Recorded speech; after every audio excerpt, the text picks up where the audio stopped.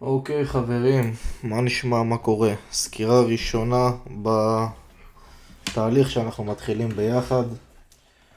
סקירה ל-14 לרביעי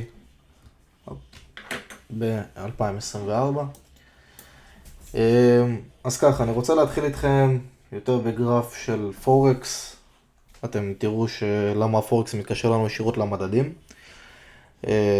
אחרי זה נעבור למדדים, נעבור מנקודת המבט של מתן, שהיא כרגע הכי חשובה כי אותה אתם הכי לומדים, ואז אחרי זה ניגע קצת supply demand ממוצעים, ננסה לראות כמה שיותר את הגרף מכל הזוויות. כמובן חשוב לי שתבינו שאני עושה פה הכל בפרי סטייל, הכל ככה ממש תוך כדי תנועה, לא הכנתי יותר מדי, אז ככה אם ייקח טיפה זמן, תהיו איתי מה שנקרא. אז ככה, קודם כל יש לי כן להסביר לכם דבר אחד מסוים לגבי קורלציה. בדולר מול פאונד ויורו, הדולר הוא תמיד יעלה בזמן שפאונד ירד ובזמן שיורו ירד. זאת אומרת, בזמן שמטבעות יורדים, הדולר עולה. ובעצם, כשאנחנו רוצים, רק רגע, כשאנחנו רוצים לראות SMT בין דולר למטבעות, אנחנו נרצה לרוב לראות דבר כזה שהדולר עולה לקחת איזשהו buy side, ואוטומטית אנחנו נרצה לראות כשהיורו יורד לקחת sell side. זה מה שאמור לקרות. ברגע שיורו לא לקח sell side ודולר לקח buy side, יש לי SMT ביניהם. אוקיי? SMT לעליות ביורו, ירידות בדולר. עכשיו בואו נתחיל לעבור על הגרף. קודם כל,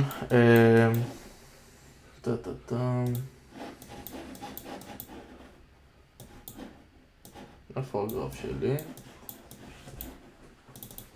אוקיי. אז ככה, אם אנחנו מסתכלים על השבוע האחרון, אני מתחיל בגרף שעתי. גרף שעתי, אם אתם זוכרים, כל ריבוע מקווקו הוא יום. זאת אומרת יום שני, שלישי, רביעי, חמישי ושישי. אם נסתכל על גרף שעתי, נוצר לנו SMT לעליות בדולר ו-SMT לירידות בפאונד וביורו. כי אם אנחנו מסתכלים בגרפים, הנמוך של יום שלישי לא נלקח ביום רביעי. זאת אומרת, הדולר לא לקח sell side ביום רביעי, הוא לא לקח את של יום שלישי. לעומת זאת, אנחנו נרצה לראות שבפאונד נלקח sell side. אנחנו נרצה לראות שביורו לא נלקח buy side, אוקיי? זאת אומרת, לא נלקח לנו sell side בדולר, אז אנחנו נרצה לראות גם שלא נלקח buy side ביורו, כי הם בדי קורלציה. אז ביורו באמת לא נלקח buy side, אבל אם אנחנו מסתכלים בגרף שעתי, אנחנו רואים שנלקח buy side בפאונד. וכשנלקח buy side בפאונד, יש לנו SMT לירידות ביורו ובפאונד, ו-SMT לעליות בדולר, אוקיי? פה עשיתי לא נכון, כי אני מסתכל כרגע על מחיר סגירה, מה שנקרא על hidden SMT, ולא על הזנבות. אז לא לקחנו, כמו שאמרנו, sell side בדולר. מן הסתם אנחנו מצפים לא לקחת ביורו, כי ככה זה אמור להיות, זה די קורלציה, אבל כן לקחנו בפאונד. זה אומר SMT לירידות בפאונד וביורו ולעליות בדולר. אז ככה יכולנו לדעת בין יום שני לשלישי שהולך לבוא ירידות בפאונד וביורו ועליות בדולר.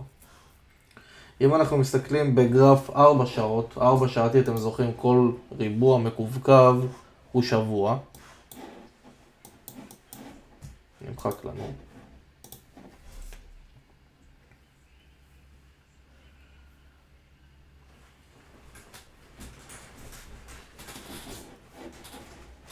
אם אנחנו מסתכלים בין שבועות,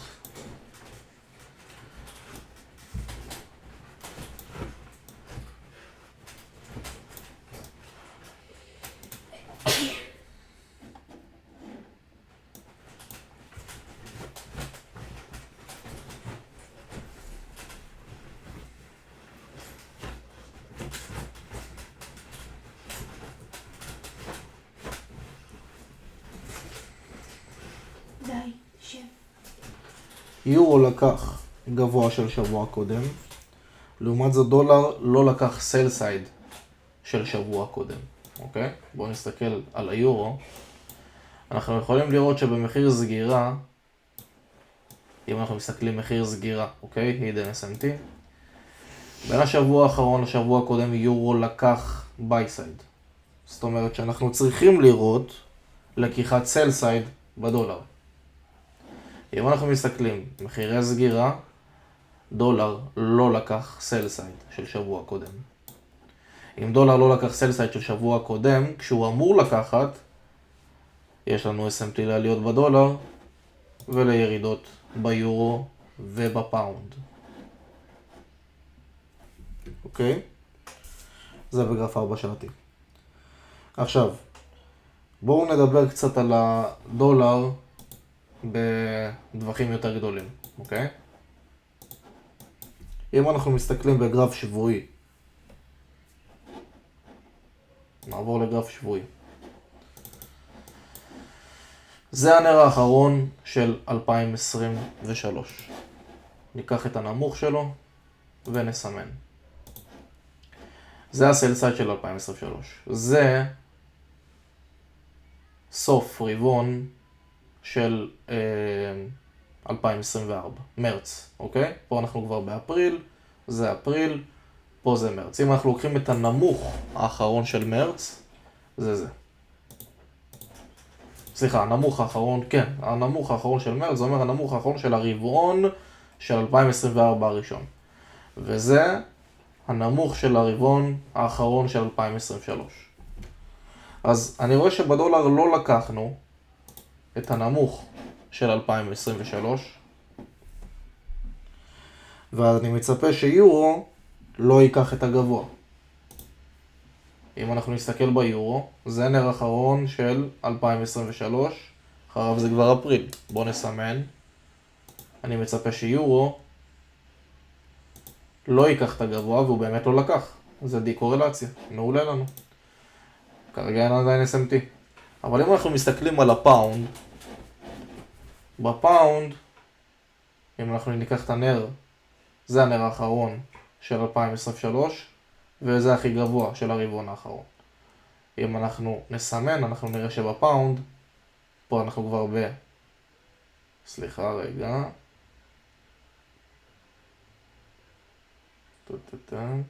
כן, זה הנר האחרון של 2023, וזה כבר הרבעון של 2024. לקחנו את ה-buy side בפאונד. זאת אומרת, SMT לירידות בפאונד מבחינת רבעון, ו-SMT לירידות ביורו מבחינת רבעון, SMT לעליות בדולר מבחינת רבעון.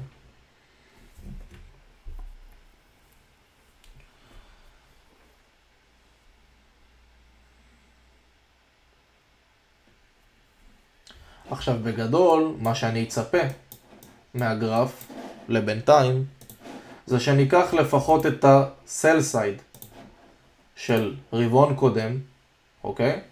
אוקטובר, נובמבר, דצמבר, זה עדיין רבעון האחרון של 2023, אני מצפה שניקח את ה-sell side בדולר של רבעון קודם, ואני מצפה שניקח את ה-buy side ביורו ובפאונד. זה חומר טיפה קשה, תהיו מרוכזים על זה. זה הרבעון עדיין האחרון של 2023, שזה הנמוך שלו, אוקטובר. אני מצפה שניקח את ה-buy side הזה. אותו דבר בפאונד. זה הנר. הפאונד עדיין רחוק. היורו כבר התקרב מאוד, והדולר התקרב מאוד. עכשיו תבינו, הדולר בסופו של דבר הוא הכי חשוב. אם אנחנו מסתכלים על מדדים, הוא הכי חשוב. כי בסופו של דבר הדולר מתחבר להכל, מתחבר למטבעות, מתחבר למדדים, מתחבר למניות, לביטקוין, איתריום, מה שאתם רוצים. הדולר הוא הכי חשוב. עליו אנחנו אמורים להסתכל. אוקיי? עכשיו אם אנחנו לוקחים גרף חודשי, בסופו של דבר בואו נסתכל על תמונה גדולה. אתם צריכים להבין שהגרף מונה או מרבעים או מאירועים. מה הכוונה? זאת אומרת, תורת הרבעים תמיד עובדת. SMT אנחנו מבצעים בין רבעים, בין רבעון מסוים לרבעון הקודם לו, ובין אירועים. אם אנחנו נתעלם רגע מהגבוה הזה של 2022, כי הוא לא גבוה משמעותי יותר מדי, ואני אסביר לכם את זה לקראת סוף הסקירה, וניקח את הגבוה היותר משמעותי של 2001, זה גבוה של אסון התאומים, אוקיי? 2001. אם אנחנו לוקחים את הנמוך של 2020, אוקיי? זה הנמוך של הקורונה. עכשיו תסתכלו טוב, זה גרף חודשי. בסופו של דבר, כדי שהגרף ייקח נזילות, ייקח סל סייד ויקח ביי סייד, צריכים לקרות אירועים גדולים. וכדי שאנחנו ניקח את הביי סייד של אסון התאומים, זה לא יכול לבוא סתם ככה בלי שום רקע. צריך לקרות איזשהו אסון, צריך לקרות איזה משהו. אתם שמים לב שכל החודשים האחרונים הגרף מדשדש ולא עושה כלום בדולר. למה? כי פשוט אין סיבה. אין סיבה. אבל אם אנחנו רואים את הביי סייד הזה כמטרה, אנחנו יכולים להגיד שאנחנו נתקרב אליו, או ממלחמה בין ישראל לאיראן, שבטח ארצות הברית תתערב. אתם יכולים להגיד שזה קונספירציה, אבל בסופו של דבר ארצות הברית כן תרצה מתישהו לתקוף את איראן, כי ארצות הברית רוצה לנקות את האיום הזה ממנה, ורוצה להראות שהיא בעלת השליטה. וכדי שזה יקרה, היא לא יכולה להתחיל את זה לבד. אז יש לנו את שחקני המשנה, שזה ישראל, חמאס, הדברים האלה שבעצם יגרמו לה לבחור צעד, והיא תתערב, וכנראה תתחיל מלחמה. אנחנו כנראה נשאף להגיע לבייסייד הזה, או לבייסייד הזה, אני לא פוסל אותו, אוקיי? הוא פחות מייג'ור, הוא יותר סוג של מיינור, אבל זה יכול לקרות. אז אתם צריכים להבין, יש לנו את הסל סייד של הקורונה, את הבייסייד של אסון התאומים, עוד בייסייד כאן. אנחנו כנראה נשאף להגיע אליהם עם המצב המלחמתי, שכמו שהסברתי לכם בבוקר הוא מהונדס, הכל מהונדס. ואנחנו כנראה במדדים ניקח את הסל סייד של 2008. זה כנראה המטרה. בואו נעבור למדדים. אנחנו יכולים גם במדדים לראות S&P לירידות. אם אנחנו ניקח גרף שבועי, אוקיי? ניקח את הנר האחרון של מרץ, אוקיי? זה כבר אפריל. הנר האחרון של מרץ ב-S&P, אפריל לא לקח אותו, לא לקח את הבייסייד. אם אנחנו נסתכל, זה לנסדק, סליחה, זה לא S&P, נסדק. נסדק לא לקח את הבייסייד של הרבעון האחרון, של מרץ. לעומת זאת, אם אנחנו מסתכלים ב-S&P, לקחנו את הגבוה, אוקיי? לקחנו את הגבוה, זה אפריל, אז זה מרץ, לקחנו את הגבוה. יש לנו S&P לירידות.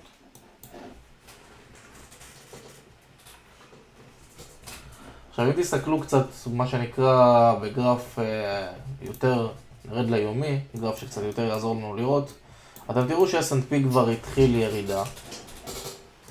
בדאו ג'ונס יש לנו ירידה ממש הרבה יותר חזקה ונראית לעין. לעומת זאת נסדק עדיין מדשדש. אוקיי? אתם יכולים לראות את זה, הוא עדיין לא בחר צד. עכשיו זה בסדר לנו, אוקיי? כי אחרי דשדוש לרוב יקרה S&P. S&P, וכרגע אני מדבר על הצורה היותר הרוחבית, אוקיי? אתם רואים שאנחנו בממדים גדולים, חודשי, שבועי, יומי. לרוב אחרי דשדוש יקרה S&P, ייווצר S&P לתנועה יותר רוחבית. ואם אנחנו יכולים גם להסתכל על זה מהצד של וייקוף, עלייה וסוג של ביי קליימקס, אוטומטיק ריאקשן, סקנדרי טסט, ממשיכים סוג של פיזור. זה יכול להיות גם איסוף לקראת המשך עליות, אני פחות רואה את זה כרגע. אני כן חושב שאנחנו לקראת פיזור והרבעון הקרוב יהיה פחות טוב לשווקים. אוקיי? זה לגבי המדדים בינתיים. אם אנחנו נרד לגרף 4 שעתי, ששם נוכל כבר להפעיל את האינדיקטור שלנו. יפה, פועל לי לבד. אנחנו יכולים לשים לב שב-S&P, אני בכוונה מתחיל דווקא מה-S&P, זה השבוע האחרון שהיה לנו וזה השבוע שלפניו. אם אנחנו בודקים נמוך, לקחנו ב-S&P את הנמוך של השבוע לפניו. אם אנחנו מסתכלים בדאו ג'ונס, אותו עיקרון, לקחנו את הנמוך של השבוע לפניו. אוקיי? אם נסתכל בנסדק, לא לקחנו את הנמוך של שבוע לפניו. לא לקחנו אותו עדיין. זאת אומרת, SMT לעליות בין השבוע לפני האחרון לשבוע האחרון שהיה לנו. זה השבוע, אוקיי? בקו המקווקו. עכשיו, יש לנו יותר מזה. אם אנחנו נסתכל על בין יום חמישי ליום שישי, אוקיי? זה יום שישי, זה יום חמישי. בנסדק לא לקחנו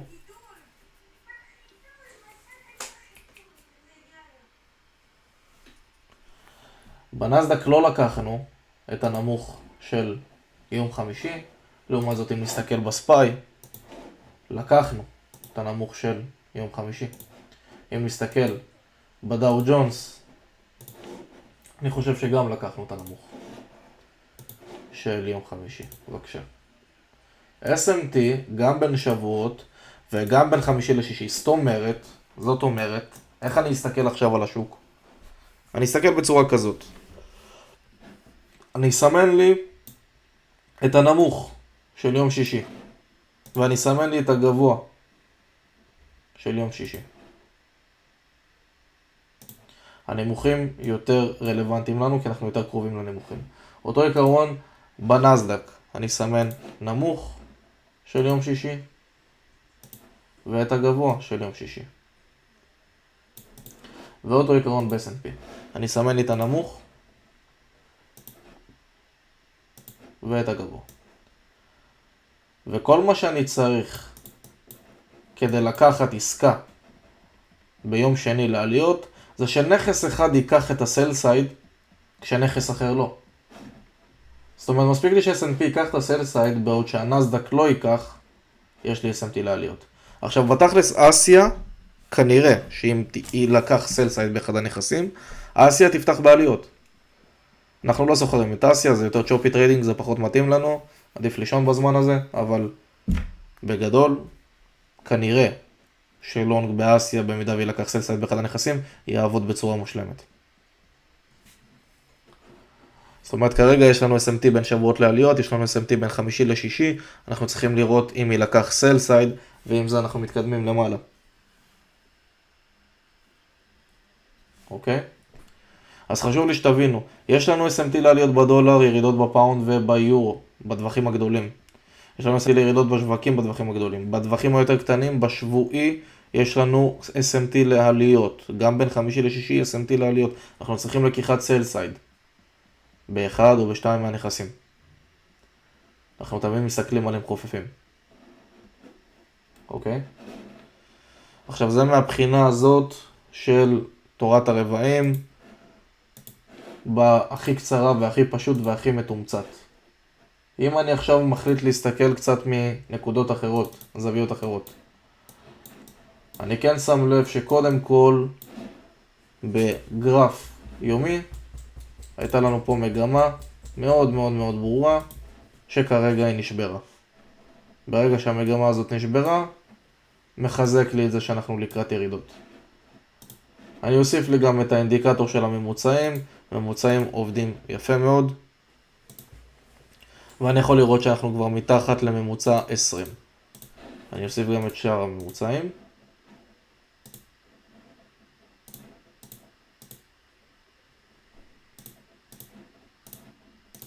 ואתם יכולים לראות ששברנו את ממוצע 20, אוקיי? אני גם לומד עוד שיטות כמו שאתם יודעים, אצל עוד מורים, לפי שקד אנחנו כרגע בחולשה כשאנחנו יורדים מתחת לממוצע 20, ובנוסף לזה, אתם יכולים לראות את הממוצע ה-50 הירוק, אוקיי? אתם יכולים לראות משהו יפה בממוצע 50, אני אעלים לכם את שאר הממוצעים מהעין כדי שתראו. אנחנו לא נגענו בממוצע ה-50 הזה תקופה מאוד מאוד ארוכה, מאזור נובמבר, מנובמבר 2023 לא נגענו בממוצע 50 פעם אחת. מה קרה שפתאום הגענו אליו? סימן לחולשה. מה קרה שפתאום ירדנו מתחת לממוצע ה-20? סימן לחולשה. זה כן נכון להסתכל על הדברים האלה כדי לתת לנו עוד אישורים. כמובן שאם אנחנו מסתכלים על הדברים בצורה יותר מורחבת, גם לפי וייקוף, אנחנו כן מבינים כמו שאמרנו לפני רגע. שיש לנו פה דבר מאוד מאוד פשוט שנקרא עלייה, ואנחנו מגיעים ל-Buy Climax, סוף קניות, ומתחילים את ה-Automatic Reaction, Secondary Test, ומתחילים שלב של פיזור, כנראה. זה יכול להיות גם איסוף, אבל לפי SMT אנחנו יותר בכיוון של הירידות.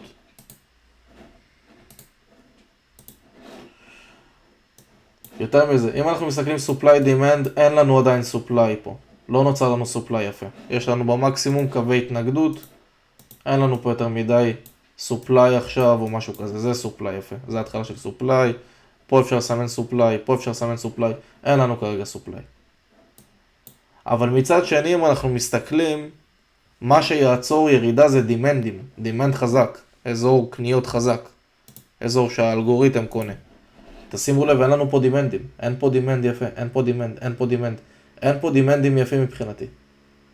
הדימנד הכי טוב שאני רואה פה זה, ואפשר גם לחשב את האזור הזה.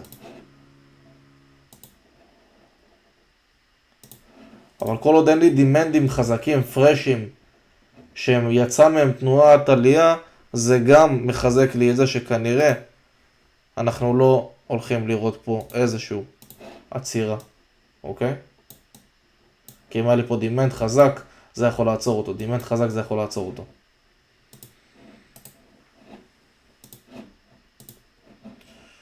אוקיי? אפשר גם תמיד להסתכל קצת על פיבונאצ'י, מאזורים אחרונים, אזורים שהם יחסית חזקים, ואנחנו רואים שאנחנו כבר, מה שנקרא, מתחילים להיות חלשים. מתחת ל-0.236, כנראה שאנחנו נרצה להגיע לפחות לאזור הגולדן זון של 618, לפחות. ויכול להיות שגם ליותר. אם אנחנו מחליטים למתוח את הפיבונאצ'י קצת יותר, אז אזור החצי יכול להיות יותר מתאים לנו. אזור החצי יושב בול על הדימנד, ואנחנו מה שנקרא לוקחים אותו ממש מכל אזור הריינג'. ואז אנחנו כנראה נרצה להגיע לאזור הזה. אוקיי, אז אני מסתכל פיבונאצ'י, אני מסתכל ממוצעים, אני מסתכל supply demand, אני מסתכל וייקוף, אני מסתכל SMT ושאר הדברים החדשים שאנחנו לומדים, אני מסתכל על הכל.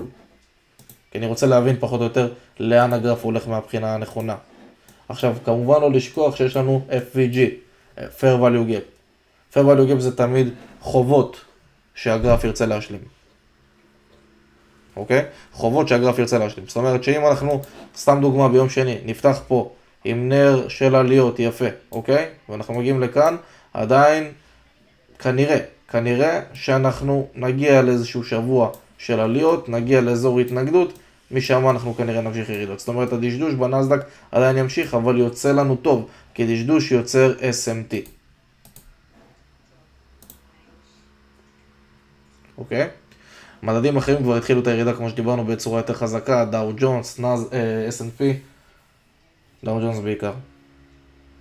אז אנחנו מסתכלים על קווי מגמה, תמיכה, התנגדות, supply demand, וייקוף, ממוצעים, פיבונאצ'י, SMT, תורת הרבעים, מסתכלים על הכל. להרכיב כמה שיותר פאזלים. עדיין אין לנו fair value gap ביומי לירידות, אין לנו. אבל אני מאמין שייווצר. בגדול, חשוב לי גם שתבינו שאנחנו תמיד נרצה לשלב את הידע שיש לנו על מדדים ועל ידע שיש לנו על מניות. אני אישית סוחר הכל, פני סטוקס, מניות גדולות, מדדים, פורקס, הכל. וכשאני מסתכל ויש לי את הידע של המדדים, אני פחות מעניין אותי המניות, אבל אני כן עדיין יעקוב אחרי המניות הגדולות. אני ארצה לראות אם הן כרגע עומדות לתיקון, כמו NVIDIA שכרגע בינתיים מתחילה להראות סימני חולשה, אבל אם אנחנו מסתכלים רק מניה פר מניה, זה יכול בשנייה להפוך לסימן חוזקה, כי אנחנו יודעים כבר את השיטה של עלייה, דשדוש, פריצה. אבל בינתיים היא חלשה יותר. אני מסתכל על הגורילות, על כל הגדולות, אני מסתכל על אמזון, אני מסתכל על אפל.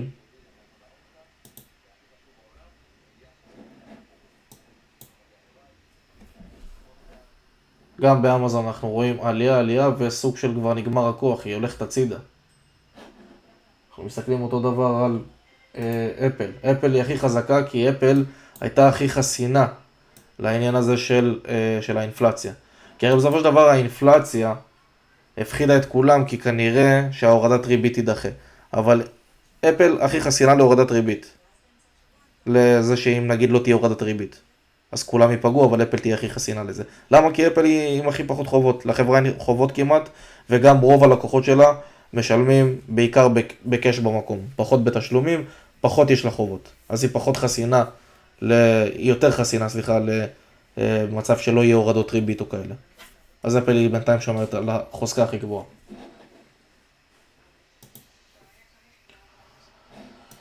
אותו עיקרון, אם אנחנו מסתכלים, מייקרוסופט עלתה יפה. שוב, אפשר להסתכל על זה כסימן חוזקה במידה והיא תפרוץ. אני פחות חושב שזה כרגע סימן חוזקה, יכול להיות שזה פיזור לקראת ירידות בגלל המחשבה שלי על המדדים. אבל בגלל שאנחנו רגילים, אנחנו הולכים לראות בשבוע הקרוב כנראה עליות, כנראה. אז יכול להיות שגם במייקרוסופט אני ארצה לחפש לי איזושהי פריצה יפה ולקחת לסווינג לכמה ימים במידה והיא תיתן לי את זה, אבל בינתיים היא מראה לי חולשה. בינתיים הנרות של הקונים, ביטוח לאומי, לא יפות, לא יפים. אז חשוב לי שתמיד, המטרה שלי פה בהסבר הקטן הזה, שתסתכלו גם על המניות הגדולות, על הגורילות, על 7 הגדולות, אפל, אמזון, מייקרוסופט, גוגל, יש לנו את נטפליקס שמדווחת השבוע. להסתכל עליהם גם מה הם עושות, לנתח את התנועה שלהם, ולפי זה לחבר עם המדדים, וגם במדדים לא להסתכל אף פעם על דבר אחד, להסתכל על הכל ביחד. זו סקירה קטנה שלי לשבוע הקרוב. הסקירות הבאות יהיו מלאות ביותר דברים, אוקיי? אני אשתדל לשפר לכם את זה משבוע לשבוע. גם הדיבור שלי, כמו שאתם רואים, בהתחלה קצת נתקע, אחרי זה קצת יותר חלק. אני אשתדל לשפר את הדברים משבוע לשבוע, להוסיף עוד דברים, מאוד בחינות, supply demand וכו', וגם עוד שיטות, אוקיי? יש לי עוד כמה טכניקות בשבוע ללמד אתכם. אגב, אם אנחנו נרצה להסתכל גם על דולר, מבחינת supply demand, זה גם מאוד יפה לראות את זה, שבדולר נוצרים לנו הרבה דימנדים חזקים, אין לנו באמת supply משמעותי. אנחנו יכולים להסתכל על זה כאיזשהו אזור supply, אבל כמו שזה נראה, הדימנדים הם הרבה יותר חזקים, זאת אומרת נוצרים לי הרבה יותר דימנדים מאשר supply'ים, וברגע שנוצרים יותר הרבה יותר דימנדים מאשר supply, זה אומר לי דבר פשוט, מגמה עולה, מגמה חזקה, מגמה בריאה. וכנראה שזה יישבר. עד שאנחנו נגיע לסופליי שהוא יותר רציני, שזה מתחבר לנו לחומר החדש שלמדנו על buy side, sell side וכו'. שזה נגיד פה לפחות, סופליי חזק. או, כמו שאתם יודעים, כשיש לנו שתי סופליים קרובים, אנחנו נרצה לבדוק את הסופליי הגבוה, שזה זה. וזה מתחבר לנו יפה לסל סייד. אוקיי? גם כאן יש לנו סופליי. ובינתיים המגמה היא נראית מגמה בריאה, מגמה עולה, מגמה שמראה לנו שגם כנראה שיהיה תיקון בדולר, אין דבר כזה שלא יהיה. יש לנו פה fair value gap בדולר, יש לנו פה עוד fair value gap, אבל גם אם יהיה תיקון, אנחנו כרגע במגמה בריאה, מגמה עולה. מגמה שכנראה לא תעצור בגלל החרטה עם איראן. תחשבו על זה טוב, איראן ידעו מראש שהם לא הולכים לתת לנו איזה פגיעה משמעותית, הם ידעו מראש שהכטב"מים העלובים האלה שהם שלחו זה כולה 20 קילוגרם ראש נפץ בכל כטב"ם, זה כל בית עם ממ"ד הכי מינימלי יכול לעמוד בזה. וזה 9 שעות מראש להודיע לנו שהם מגיעים. הם כאילו ידעו מראש שהמתקפה הזאת שהם עושים עלינו, היא לא באמת תיתן איזה משהו יותר מדי, היא לא תעשה נזק. הם ידעו מראש על ההפסד הזה שהולך לבוא. אז תשאלו למה הם עשו את זה? זה מבחינתם הם אומרים, זה כי אנחנו הגבנו על החיסול שעשיתם לנו בדמשק, אנחנו הגבנו על זה. אבל בואו, נו, על מי אתם עובדים? הכל מהונדס. הייתם צריכים לעשות את כל זה כדי שתהיה קצת הפחדה, בעלה וירידות בשווקים. טוב חברים, זו הסקירה שלי להיום, לשבוע. תחפשו, תשלבו את כל הדברים. הסקירה הזאת שוב לא הייתה מלאה ביותר מדי דברים כמו שרציתי, היא תהיה יותר מלאה בסקירות הבאות בהמשך. אני רוצה שתשלבו את כל הדברים שיש, אני אלמד אתכם גם עוד דברים בהמשך, ותנו בראש.